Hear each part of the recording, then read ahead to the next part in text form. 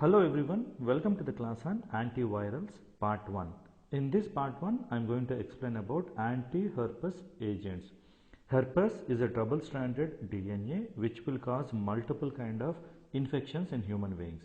The drugs used are acyclovir, valcyclovir, cidofovir, famciclovir and penciclovir, ganciclovir and valganciclovir, foscarnet, fomevirsen, idoxuridine and trifluridine. Let us see about all these drugs in detail. Now, herpes viridae family is what herpes virus commonly known as. Now, it is an icosahedral enveloped double-stranded DNA viruses. Icoso means 20, icosanoids, 20 carbon containing autocoids. Icoso means 20, hedral means face. It means the outer capsid of the virus has got this 20-phased structure, hence it is known as icosahedral. It is a double-stranded DNA viruses. Viruses can have DNA or RNA as genetic material. Herpes has got double-stranded DNA. Now, when you see the virus structure, it has got two basic things, capsid and core. The external cover is known as capsid.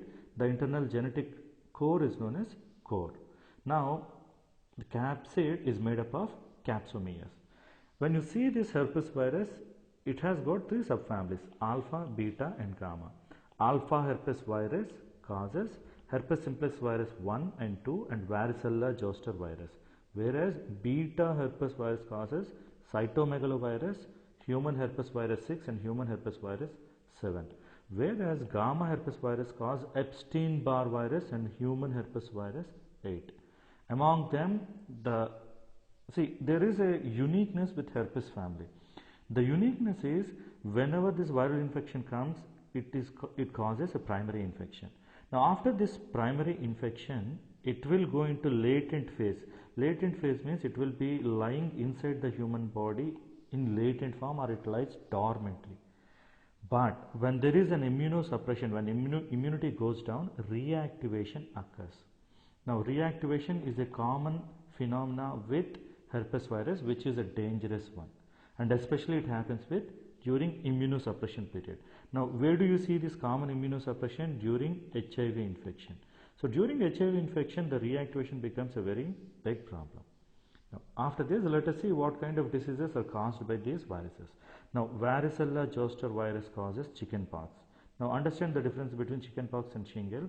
The primary infection is what is chickenpox, whereas the reactivation is what causes shingles. Now, herpes simplex virus 1, see both of the herpes simplex virus 1 and 2 cause sores. Sores are nothing but the skin eruptions. The herpes simplex virus 1 will cause oral herpes, whereas herpes simplex virus 2 will cause genital herpes. The next one is cytomegalovirus. Usually cytomegalovirus causes hepatitis. Now, the thing with cytomegaloviruses is most commonly it is involved with HIV infection. Why? When there is an immunosuppression, the cytomegalovirus effects will be very high. It causes hepatitis as well as retinitis. It may result in eye damage also. The last one, Epstein-Barr virus, it causes infectious mononucleosis. So, this is about herpes virus causing diseases. Now, the life cycle of herpes virus is, as I told you, it is a double-stranded DNA. The internal one is core, the external part is capsid. Now, it attaches to the human cells, gets into the human cells.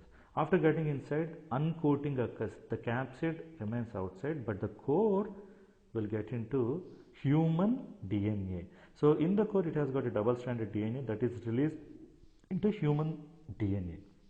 Now, the DNA can release mRNAs in a process called as transcription, or it synthesizes a new viral DNA. Both of them will happen. Now, the job of mRNA is it will undergo translation and gives proteins. The proteins are structural proteins, viral enzymes and regulatory proteins. Remember, the protein synthesis happens with the help of host cell. The host cell ribosomes are utilized to synthesize all these viral proteins. Now, the viral DNA and viral protein, both of them will get assembled together and it is forming a new virion. And it comes out of the cell by a process called as budding and release. So, this is what is the common life cycle of all herpes virus. Now, the important step is this one, the viral synthesis of DNA and it happens with the help of DNA polymerase. Most of these antiviral drugs which are used to treat herpes infection will inhibit this step. If this step is inhibited, viral DNA will not form and new variant cannot be formed. This is how most of the drugs will act. Let us see about them. Now, before getting into that, we need to understand how the DNA synthesis occurs, because the mechanism of action is related to this blocking DNA polymerase. Let us see how it happens in human beings or mammalian DNA polymerase. So, this is a guanosine. See, guanine is a nitrogen base. Guanosine means nitrogen base plus sugar. This is known as nucleoside. Nucleotide means if you add phosphate, then it becomes nucleotide. So nucleoside is nitrogen base with a ribose sugar. Guanine is nitrogen base. Guanosine is a nucleoside because you have a nitrogen base and ribose sugar. So it is guanosine. Now in guanosine, you can see the ribose sugar. See, the sugar numbering starts from 1, this is 2, 3, 4 and 5. At second position, if hydroxy group is there, it becomes ribose. Because hydroxy is not there, it is deoxyribose. That is what is the difference between DNA and RNA. Now the important things are these two things. The 5' hydroxy group and 3' hydroxy groups are important for DNA chain elongation. What happens is, with the help of cellular enzyme, at this fifth place, phosphorylation occurs. Kinases enzymes are responsible for this step, and that results in guanosine triphosphate. This is what we call it as GTP. Now, these guanosine triphosphate or nucleotide triphosphates are the starting materials for DNA formation. With the help of DNA polymerase, DNA chain elongation occurs. How it occurs is, look at this, guanine. See, in the DNA, guanine forms a triple bond with cytosine, whereas thymine forms a double bond, hydrogen bonds with adenine, right? But the joining of this thymine and guanosine occurs with the help of phosphates. See, this is what is the crucial step. The guanine at fifth carbon oxygen forms a bond with this thymine. Now what is happening with thymine? In this thymine, this is a third carbon hydroxy group that is forming a phosphate bond and chain elongation occurs. Now again, in guanine you have a third carbon hydroxy group is there. It forms a phosphate bond with the next coming DNA nucleoside. So these hydroxy groups are important to cause chain elongation. Let me explain it again. See, this 3-OH is important because look at this, the thymine 3-OH has formed a phosphate bond, and this is how chain elongation, DNA chain elongation occurs. Similarly, the incoming another nucleoside form a bond, a phosphate bond with this, and chain elongation occurs. So this is what is the general process. Now the drugs which we are going to use to treat viral infections, the typical example is acyclovir. Look at this. This is what is guanosine. Just now we have seen what is guanosine is. A nitrogen base is there, ribose sugar is there. Now acyclovir means this cycle is removed. Acycloguanosine is acyclovir. Look at this. The cycle is not there. What happened if the cycle is not there? This hydroxy will not be there. If that hydroxy will not be there, what happens? Chain elongation will not occur. This is how most of the anti-herpes drugs act. Understand this pattern, you will understand the mechanism of action. See, again it is explained. Acyclovir, without this cycle, no 3-hydroxy will be there. Now when people take this acyclovir, acyclovir is phosphorylated by herpes thymidine kinase. It is phosphorylated by viral kinase, so this is selective against virus. So after this monophosphate, it is converted to triphosphate by host cell enzymes, but initial activation occurs only with virus. Now after that activation, it incorporated in DNA. But what has happened? See, because 5-hydroxy is there, it will be incorporated into DNA, but 3-hydroxy is not there, so chain elongation will not occur. See, no 3 position for another connection, so the growing DNA chain will get inhibited. This is what is the mechanism of action of most of the anti-herpes drugs. Now look at the structures. See, we have seen acyclovir. Now acyclovir, the problem is T-half is very low. It needs multiple dosing in a day. To increase the T-half or half-life, acyclovir is combined with valine. If you say this is a valine amino acid, and it is known as valcyclovir. Valcyclovir gets into the cells, it becomes acyclovir and releases valine, but the T-half is increased or the half-life is increased. Similarly, you have ganciclovir is there. Look at them. See, this is acyclovir. No cycle is there. Ganciclovir is also a guanine derivative, but again this is also do not have a cycle. Now ganciclovir is also converted into valganciclovir, which is a prodrug. So valine combined drugs are prodrugs which are converted to active drugs. The conversion is to increase T-half or half-life. All of them has got similar mechanism of action. Now there is another drug called as famciclovir. Now famciclovir is also a prodrug which is converted to penciclovir. Penciclovir, again the same mechanism of action. No cycle is present here. See, you have a nitrogen bases are there, but no cycle is there, so chain elongation will not occur. So all these drugs like acyclovir, valcyclovir, ganciclovir, valganciclovir, famciclovir, panciclovir, all of them will be acting in a similar mechanism of action. Now the remaining drugs are cidofovir, foscarnet, idoxuridine, trifluridine. Let us see about them. Now look at this. This is a common pattern. Virus, a nucleoside will be there. It is phosphorylated. The nucleoside is phosphorylated to give monophosphate. Mostly it happens with the help of viral enzymes, and then host enzymes will convert into diphosphate and then triphosphate, and that is what is incorporated into viral DNA, and chain elongation is terminated. This is the common mechanism of action, and we have seen about acyclovir, penciclovir, ganciclovir. Right.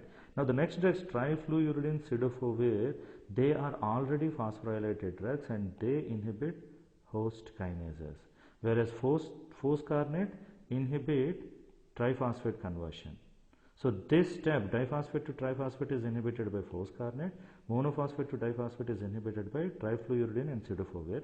The initial stage drugs are these drugs, which are very virus selective. Now there is one more drug called as fomiversen.